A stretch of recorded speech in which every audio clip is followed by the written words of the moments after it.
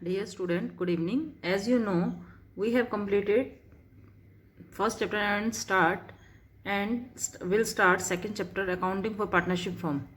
We are going to start till today whose topic is manager admit as partner with retrospective effect. यदि हमने किसी manager को अपनी firm में as a partner के तौर पर ज्वाइन करवा दिया है तो उसके मैनेजर बनने से लेकर पार्टनर तक के बीच में जो भी इफेक्ट आने वाले हैं उसकी एंट्री किस तरीके से होगी। कई बार हम मैनेजर को सेम उसी डेट से पार्टनर ना मानकर पीछे बैक डेट से पार्टनर मान लेते हैं। ठीक है, यदि हम बैक डेट से उसको पार्टनर मानते हैं तो हमारी कंपनी में क्या इफेक्ट आया उसकी एक सिंगल एंट्री में हमें इफेक्ट दिखाना है।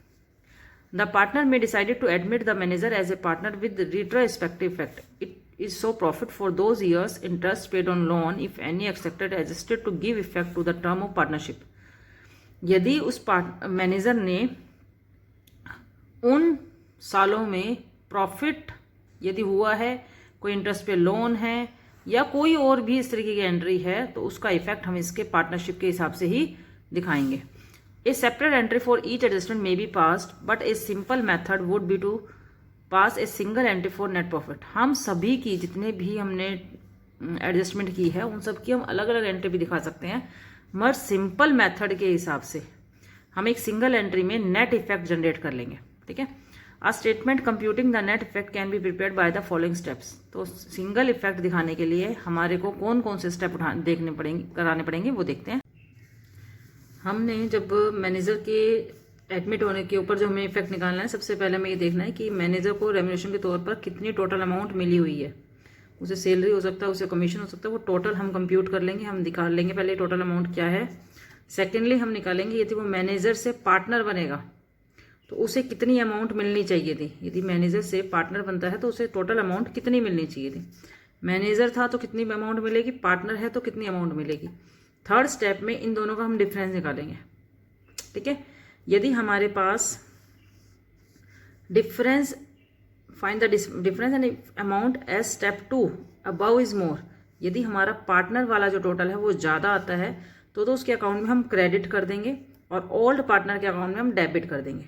ठीक है, यदि हमारा सेकेंड वाला स्टेप फर्स्ट वाले स्टेप से कम आता है तो इसका अकाउंट हमारा डेबिट हो जाएगा। ठीक है, और जो ओल्ड पार्टनर थे उसके अकाउंट में हम क्रेडिट कर देंगे ओल्ड प्रॉफिट शेयरिंग रेशियो में। क्लियर। अब अगला क्वेश्चन देख लेते हैं इससे रिलेटेड। ए और बी दो पार्टनर हैं 3-2 के लिए। At the end of the year 31 March 2018 after division the years of profit बांटने के बाद they decide to take C into partnership with effect 1 April 2015। इस सी को हम पार्टनर बना देते हैं 1 अप्रैल 2015 से। ठीक है, As C was getting annual salary of 45,000, he had also advanced 3 lakh to the firm by a loan. C को 1 अप्रैल 2015 से ही मतलब स्टार्टिंग से ही उसे 45,000 रुपीज़ सैलरी मिल रही थी पूरे साल की, और उसने फर्म से 3 लाख रुपीज़ लोन भी दिया हुआ था सॉरी। ठीक है, which he is getting interest 10% per annum, और जिसकी वजह से उसको 10% उस लोन के ऊपर इंटरेस्ट मिल रहा था। ड्यूरिंग 3 फाइनेंशियल ईयर्स फर्म को जो प्रॉफिट हुए सी की सैलरी देने के बाद या लोन देने के बाद या कैपिटल के ऊपर इंटरेस्ट देने के बाद, तीनों चीज़ देने के बाद फर्म को जो प्रॉफिट या लॉस हुए वो हैं 16 में 4 लाख लॉस हुए, अगले साल 2 लाख और उससे अगले साल 6 लाख के profit. According to new agreement she is given annual salary 35,000 and 1/5 share of the profit for the firm. New agreement के हिसाब से सी एज ए पार्टनर के तौर पर काम करता है, मतलब काम भी करेगा तो उसे सैलरी भी मिलेगी 35,000 एनुअली। पहले उसे 45,000 मिल रही थी मगर अब उसे 35,000 पे सैलरी मिलेगी और प्रॉफिट में 1/5 की हिस्सेदारी भी मिलेगी। C is loan shall be treated as capital, और सी ने जो लोन दिया हुआ है उसकी कैपिटल मानी जाएगी शुरू से ही। ठीक है, सी ने जो 3 लाख रुपए लोन के तौर पे फर्म को दिए हुए हैं वो अब स्टार्टिंग से ही कैपिटल मानी जाएगी। Similar to other partner his capital will be carry 6% interest, और अदर पार्टनर की तरीके से जैसे और पार्टनर्स को कैपिटल के ऊपर इंटरेस्ट मिला है वैसे ही उसे 6% का इंटरेस्ट मिलेगा। पहले 10% उसे इंटरेस्ट मिलता था लोन के ऊपर, अब 6% कैपिटल के तौर पर उसे इंटरेस्ट मिलेगा। तो इसका इफेक्ट देख लेते हैं। 3 साल है 16, 17, 18। ठीक है, प्रॉफिट हमारे पास 4 लाख, 2 लाख माइनस में, फिर 6 लाख हो गए। ठीक है, इंटरेस्ट ऑन लोन के ऊपर यदि हम देखते हैं 3 लाख रुपये उसने लोन दिया हुआ था, 10% के हिसाब से उसे हर साल इंटरेस्ट ऑन लोन मिला होगा। ठीक है, उसे तीनों साल सैलरी मिली होगी 45,000 के हिसाब से। ये कब मिले होंगे? जब वो मैनेजर था, दोनों चीज़ें। अब यदि पार्टनर है तो यदि उसे पार्टनर बना दिया जाएगा तो उसे कैपिटल, जो उसकी 3 लाख कैपिटल थी उसके ऊपर 6% मिलना था। तो 3 6 18 18,000 उसे एज ए कैपिटल के तौर पर इंटरेस्ट ऑन कैपिटल मिलेगा। ठीक है, 35,000 रुपये सैलरीज मिलेगी। ठीक है, सेकेंड ईयर भी सेम, ये दोनों काम वैसे ही होंगे, मगर इस साल इंटरेस्ट ऑन कैपिटल नहीं मिलेगा क्योंकि पार्टनरशिप डीड नहीं है। पार्टनरशिप डीड में ऐसा कुछ नहीं कहा गया कि लॉस होंगे तब भी देने हैं, तो हम नहीं देंगे। इंटरेस्ट ऑन कैपिटल नहीं देंगे और पार्टनर को सैलरी भी नहीं मिलेगी क्योंकि लॉस है। ठीक है, फिर नेक्स्ट ईयर 30,000 45,000 हमारी सैलरी के हिसाब से उसके बटे होंगे, बट अब ये दोनों चीज़ नहीं मिलेगी। अब क्या हम बटेंगे? 18,000 उसको इंटरेस्ट ऑन कैपिटल के हिसाब से मिलेंगे और 35,000 उसे एज ए सैलरी मिलेगी।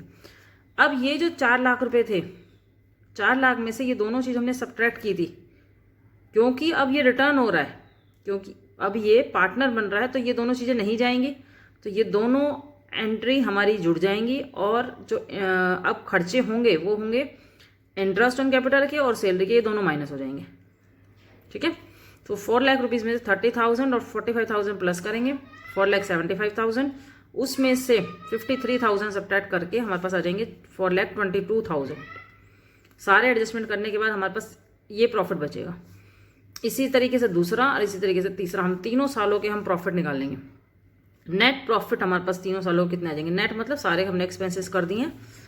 ठीक है, 4,22,000 रुपये, ये 1,25,000 सब्ट्रैक्ट होंगे, फिर 6,22,000 रुपये हमारे प्लस हो जाएंगे, तो टोटल 9,19,000 हमारे टोटल प्रॉफिट आ गए।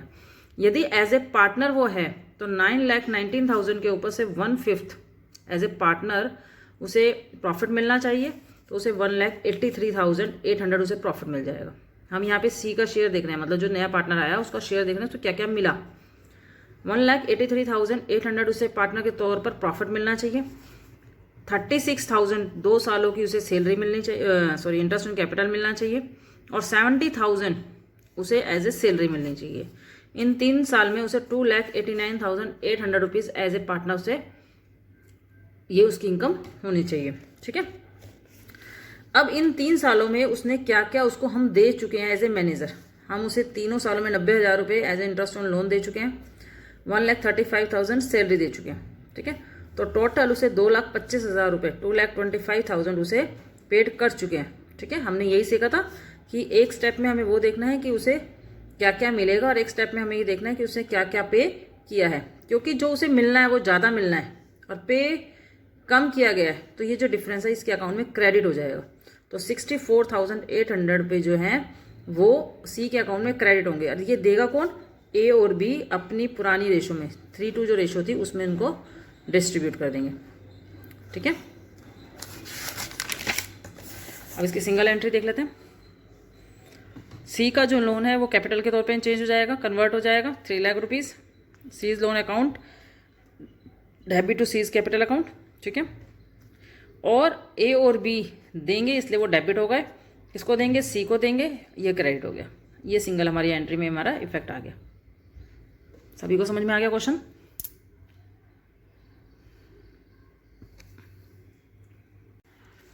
अगला टॉपिक है हमारा गारंटी ऑफ प्रॉफिट। जब हम किसी नए पार्टनर को या कोई पुराना ही पार्टनर है हम उसको कोई पार्टनर है या बहुत सारे पार्टनर को हम नए को एडमिट करते हैं फर्म में, और फर्म में जब उनको एडमिट करते हैं तो हम एक मिनिमम गारंटी दे देते हैं बिजनेस में उनकी कि फर्म को प्रॉफिट हो या नहीं हो, आपको एक मिनिमम गारंटी रहेगी कि आपको इतना प्रॉफिट मिलेगा ही मिलेगा। ठीक है, तो उस जो मिनिमम वाला गैप है, हो सकता है उतना प्रॉफिट ना हो फर्म को जितना प्रॉफिट के लिए उनको गारंटी दी गई है, तो वो गैप जो होगा बीच में वो कौन बियर करेगा? या तो जैसे हमारी मतलब उन्होंने एग्रीमेंट किया, या तो सभी पार्टनर जितने बचे हुए पार्टनर है वो एग्रीड रेशो में जो उन्होंने रेशो तय किया उसमें बियर करेंगे, या उन सब में से हो सकता है किसी एक ने बियर करने की कहा हो या और ज़्यादा पार्टनर्स ने बियर करने की कहा हो, तो उनकी एग्रीड रेशो में वो डिस्ट्रीब्यूट हो जाएंगे। ठीक है, क्लियर?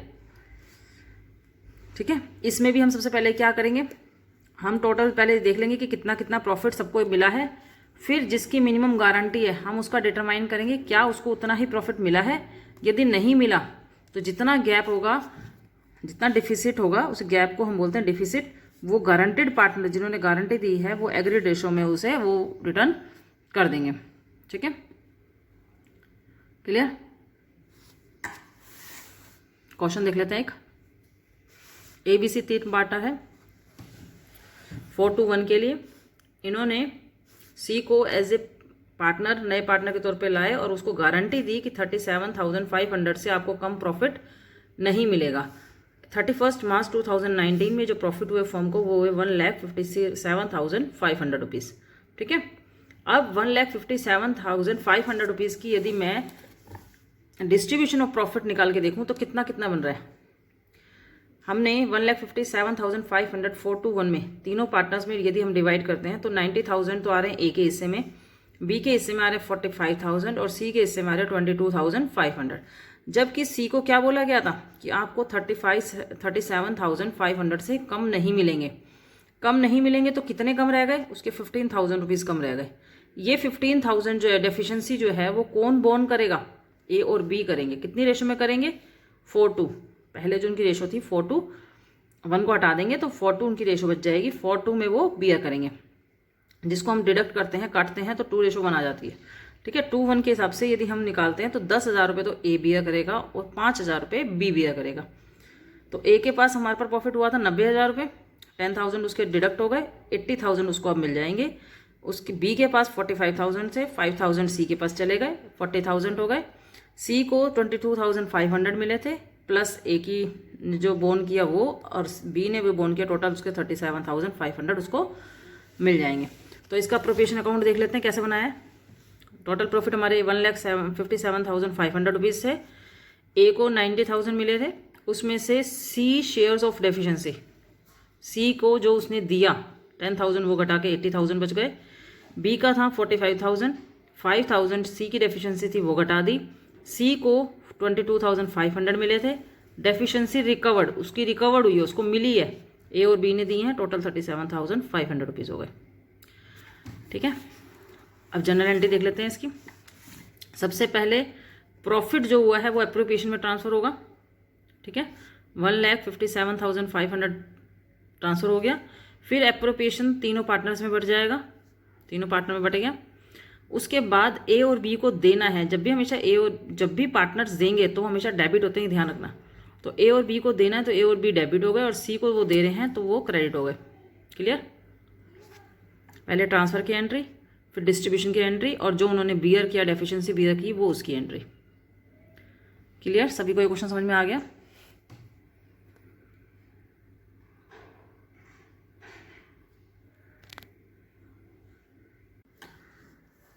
आपकी बुक की 52 इलस्ट्रेशन देख लेते हैं। मौली, भोला और राज 3 पार्टनर हैं। मौली, भोला और राज 3 पार्टनर हैं जिनकी रेशो है 3:4 और उनकी पार्टनरशिप डीड बनी हुई है। पार्टनरशिप डीड में कहा गया इंटरेस्ट ऑन कैपिटल 5% लेना है, इंटरेस्ट ऑन ड्राइंग 12% लेना, और पार्टनर्स ने यदि कोई लोन दे रखा फर्म को तो उसके पास 6% लेना है। मौली को अलाउ किया गया है कि उसको 4,000 रुपीज़ एनुअली सैलरी मिलेगी। भोला को कमीशन मिलेगा, मतलब मौली जो फर्स्ट पार्टनर है उसको तो सैलरी मिलेगी, और जो सेकंड पार्टनर भोला है उसको कमीशन मिलेगा 10% of net profit as shown by profit and loss account. जो भी प्रॉफिट एंड लॉस अकाउंट में प्रॉफिट दिखाया जाएगा उसका 10% उसे कमीशन मिलेगा। राज को गारंटी, जो थर्ड पार्टनर्स को गारंटी दी गई कि 1,50,000 उसको मिनिमम प्रॉफिट मिलेगा after all the adjustment provided in the partnership agreement. जो भी एग्रीमेंट में बोला गया उसके बाद जो प्रॉफिट बटेंगे उसे कम से कम 1,50,000 रुपये उसे प्रॉफिट मिलेगा। ठीक है, क्लियर। इसके बाद देयर फिक्स्ड कैपिटल वर मोदी, मतलब उन तीनों पार्टनर की फिक्स्ड कैपिटल अकाउंट है यहाँ पर। ठीक है, तो 5 लाख, 8 लाख और 4 लाख उनकी फिक्स्ड कैपिटल है। 1 अप्रैल को 2016 को भोला ने एक लोन दिया है फर्म को 1 लाख का। ठीक है, net profit of the firm जो हुए हैं बिफोर इंटरेस्ट ऑन भोलाज लोन, अभी भोला के जो लोन दिया था उसके ऊपर इंटरेस्ट नहीं चार्ज किया हुआ है, 3,06,000 रुपीज़। ठीक है, मतलब वो चार्ज करना है अभी हमको। Profit and loss appropriation account बनाना है तीनों का, उनके करंट अकाउंट बनाने हैं। यदि भोला ने 5,000 रुपीज़ निकाले हैं eight the end of each month, eight the and के वाला फार्मूला लगेगा। मौली ने 10,000 निकाले हैं हर एक क्वार्टर में और राज ने निकाले हैं हर एक मिड में साल के, ठीक है ना, साल के मिड में मतलब 6 महीने के हिसाब से। क्लियर। तो सबसे पहले हम देखते हैं इन तीनों का, हम पहले लोन अकाउंट का ही ड्राइंग अकाउंट का ही इंटरेस्ट देख लेते हैं सबसे पहले। किसने 5,000 रुपये निकाले हैं मंथ के स्टार्टिंग एंड में, मौली ने निकाले हैं 10,000 रुपये क्वार्टर के एंड में, और राज ने निकाले हैं 40,000 हाफ ऑफ द ईयर, ठीक है। 40,000 रुपये निकाले थे मौली ने, यदि वो क्वार्टर के स्टार्टिंग में निकाल रहा है तो 4 किस्तें निकाल लेगा वो, 40,000 रुपये हो गए मौली के, ठीक है। मौली ने क्वार्टर के स्टार्टिंग में निकाला है, सबसे पहला पार्टनर हमारा मौली है तो मौली की ही बात कर रहे हैं हम, क्वार्टर के स्टार्ट एंडिंग में निकाल रहा है तो उसने 4 किस्तें निकाल ली होंगी, 40,000 रुपये हो गए। एंडिंग में जब निकालते हैं तो हम जब एवरेज निकालते हैं एंडिंग की, ठीक है, तो पहले वाले के बाद तो 9 महीने बचे और दूसरे वाले के बाद कोई भी मंथ नहीं बचा, तो 4.5 मंथ आ गए, तो 4.5 मंथ से हमने मल्टीप्लाई कर दिया by 12, multiply interest of rate of 12% by 100, तो हमने इसको सोल्व किया, 1,800 रुपये आ गए। अब जो भोला था, ठीक है, उसने मंथ के स्टार्टिंग में निकाली है, भोला ने मंथ के एंड में निकाली है, हर एक मंथ की लास्ट डेट को निकाली है, ठीक है। तो यदि उसने लास्ट में निकाली तो पहले मंथ के बाद तो 11 महीने बच गए और लास्ट वाले के बाद कोई भी मंथ नहीं बचा, तो उसके 5.5 महीने आ गए, 5.5। तो 5,000 को पहले 12 से मल्टीप्लाई करेंगे 60,000 को मल्टीप्लाई करेंगे 5.5 मल्टीप्लाई बाय 12 मल्टीप्लाई 12 बाय 100। देखो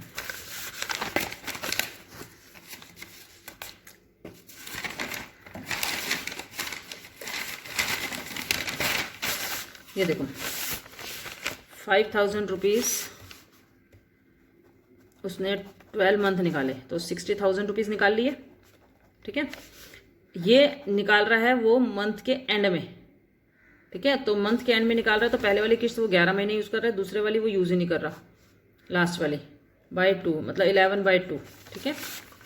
तो यहाँ पर आ गया 11/2, नीचे हम 12 भी लिखते हैं, ठीक है ना, एक महीने की एवरेज के 12% के हिसाब से निकालना है तो 12/100, ठीक है। 12 से 12 कट हो गया, 2 0 से 2 0 कट हो गई, 2 से ये कट गया 300 पे, 300 को 11 से मल्टीप्लाई करके 3,300 रुपीज़ आ जाएगा। इसी तरीके से राज की ड्राइंग निकाल लेंगे, उसने मिड में निकाले हैं, मतलब 6 महीने के बाद निकाला तो 2 इंस्टॉलमेंट उसने निकाल दी, पहले इंस्टॉलमेंट को 6 महीने यूज़ कर रहा है, दूसरे को नहीं यूज़ कर रहा, तो उसको 6/2 मतलब 3 मंथ से उसकी हम मल्टीप्लाई कर देंगे तो उसके 2,400 रुपये इंटरेस्ट आ गया। तो तीनों का इंटरेस्ट निकाल लिया। अब देखते हैं, सबसे पहले फर्म को जो प्रॉफिट हुआ था 3,06,000 हुआ था, मगर क्योंकि भोला का जो इंटरेस्ट के ऊपर लोन था 6% का वो नहीं लगा हुआ था तो वो हमने लगा दिया, 1 लाख रुपये उसने लोन दिया था फर्म को, 6,000 रुपये, क्योंकि ये हमारा जाता है net profit and loss account में, trading and profit and loss account बनाते हैं ना, उसमें जाता है ये 6,000, तो इसलिए हम यहाँ पर डिडक्ट करके दिखा देंगे, नेट प्रॉफिट हमारे पास आ गया 3 लाख रुपीज़। यहाँ पर पार्टनर्स ने जो ड्राइंग पे इंटरेस्ट पे आउट किया वो दिखा देंगे। डेबिट में तीनों पार्टनर्स को इंटरेस्ट के ऊपर कैपिटल के ऊपर मिलेगा ना, वो 5% के हिसाब से कैपिटल के ऊपर, जो इनकी कैपिटल थी फिक्स कैपिटल थी उसके ऊपर 5% के हिसाब से निकाल देंगे, ठीक है। मौली को सैलरी मिलनी थी, ये सब कुछ करंट अकाउंट में जाएगा क्योंकि फिक्स्ड अकाउंट है, फिक्स्ड अकाउंट में कोई भी ट्रांजेक्शन नहीं होती, सिर्फ एडिशनल कैपिटल की या कैपिटल निकालता है तो उसकी एंट्री होती है, ठीक है। तो 4,000 रुपीज़ उसमें सैलरीज को पे आउट होगी तो वो दिखा देंगे। उसके बाद भोला को कमीशन मिलना था नेट प्रॉफिट के ऊपर, नेट प्रॉफिट 3 लाख था, उसका 10% 30,000 उसको मिल गए। अब ये सब दोनों जोड़ने के बाद और ये तीनों घटाने के बाद जो प्रॉफिट बचेगा, ये दोनों आइटम जोड़ने के बाद और ये तीनों आइटम घटाने के बाद जो प्रॉफिट बचेगा उसको पार्टनर्स में डिस्ट्रीब्यूट कर दिया गया, ठीक है। किस रेशो में बांट दिया गया? 3:3:4 में इसमें डिस्ट्रीब्यूट कर दिया।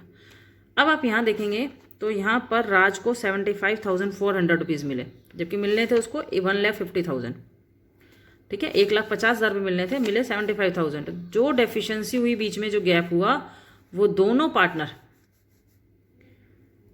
3:3 रेशो में, मतलब 1:1 में उसको लेंगे डेफिशिएंसी को। तो यहाँ पर ए ने दिए हैं 37,300 रुपीज़ और बी ने भी दिए हैं 37,300 रुपीज़, दोनों ने राज को दिए हैं तो दोनों में से घट जाएंगे और उसके में जुड़ जाएंगे, तो उसके आ जाएंगे 1,50,000। इन दोनों को मिलेंगे 19,250, 19,250 और 1,50,000। ठीक है। अब पार्टनर करंट अकाउंट भी बनाने के लिए बोला था, तो करंट अकाउंट में कैपिटल बैलेंस शो नहीं करते हैं, ध्यान रखना, fix capital account balance show नहीं होता है करंट अकाउंट में। तीनों को इंटरेस्ट ऑन कैपिटल मिला है, मौली को सैलरी मिली है, भोला को कमीशन मिला है। ठीक है, तीनों को प्रॉफिट भी मिला है। जो भी इधर हमने एंट्री दिखाई है वो सारी एंट्रीज हमारी क्रेडिट साइड में जाएंगी, और जो हमने क्रेडिट में दिखाई थी एप्रोप्रिएशन के, वो सारी डेबिट में जाएंगी। तो तीनों ने इंटरेस्ट ऑन ड्राइंग डिडक्ट हुआ तीनों में से, और तीनों की जो ड्राइंग थी वो ड्राइंग इसमें दिखाएंगे, क्योंकि यहाँ पर ड्राइंग के लिए नहीं कहा गया है कि जो ड्राइंग है वो कैपिटल बेस है। यदि कैपिटल बेस बोला तो हम यहाँ नहीं दिखाते, फिर हम फिक्स कैपिटल अकाउंट में दिखाते। नहीं बोला है तो हम यहाँ पर कैपिटल भी शो करेंगे। तो क्रेडिट में से जब हम डेबिट सब्ट्रैक्ट करेंगे तो यहाँ इनका बैलेंस बच जाएगा। क्लियर? पूरा क्वेश्चन एक बार देख लेंगे।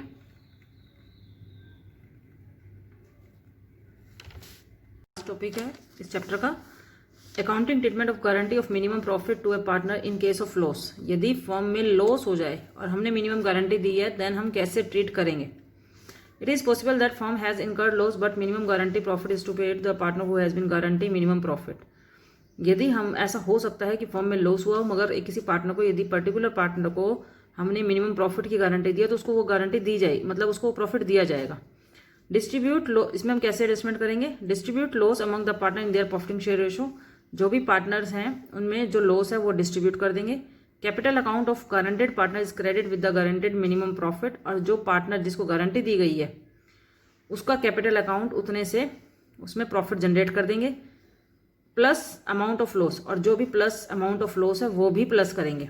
ठीक है, उसके अकाउंट में जो उसको मिनिमम गारंटी मिलनी थी वो, और प्लस जो इसके हिस्से का लॉस है वो भी। The amount is debit to remaining partner. जो भी अमाउंट आएगी profiting share ratio and debit to the partner who has guarantee minimum profit. जो भी उसकी अमाउंट टोटल आएगी वो टोटल अमाउंट जिन पार्टनर्स ने गारंटी दी हुई है उनसे उसको डेबिट कर दिया जाएगा। एग्जाम्पल देख लेते हैं। ABC 3 पार्टनर है, 10 लाख, 8 लाख और 6 लाख उनकी कैपिटल है। उन्होंने शेयरिंग रेशो दी हुई है इक्वली। C को गारंटी दी है 1 लाख रुपए एज ए प्रॉफिट की हर साल की। फर्म को लॉस हो गए 3 लाख रुपीज़। ठीक है, इसमें जनरल जो डिवीजन ऑफ लॉस है वो बांटना है, और मिनिमम जो गारंटी C को दी गई है वो उसका। इसमें हम देख लेते हैं, पार्टनर था 3 लाख रुपये, उसको फर्म को 3 लाख रुपये लॉस हुआ है, और पार्टनर को मिनिमम 1 लाख रुपये की गारंटी दी है। यदि हम लॉस डिस्ट्रीब्यूशन करते हैं पहले तीनों पार्टनर्स का, तो हमारा तीनों का इक्वली डिस्ट्रीब्यूशन हो जाता है, 1-1 लाख रुपये तीनों को लॉस आ जाता है। बट C को तो हमने क्या कहा था कि लॉस भी नहीं होगा और 1 लाख प्लस प्रॉफिट भी होगा उसे। यही कहा था ना कि ये लॉस भी नहीं देना आपको, प्लस 1 लाख रुपये आपको क्या देंगे, प्रॉफिट देंगे। तो उसका टोटल लॉस कितना आ गया, टोटल उसका जो मतलब जो बियर करना है A और B को, वो कितना हो गया, 1 लाख रुपये तो ये देंगे फर्म को, ये वापस देंगे उसको। ये जो लॉस है 1 लाख रुपये वो दोनों बियर करेंगे, प्लस 1 लाख उसको जो प्रॉफिट मिलना है वो भी A और B बियर करेंगे।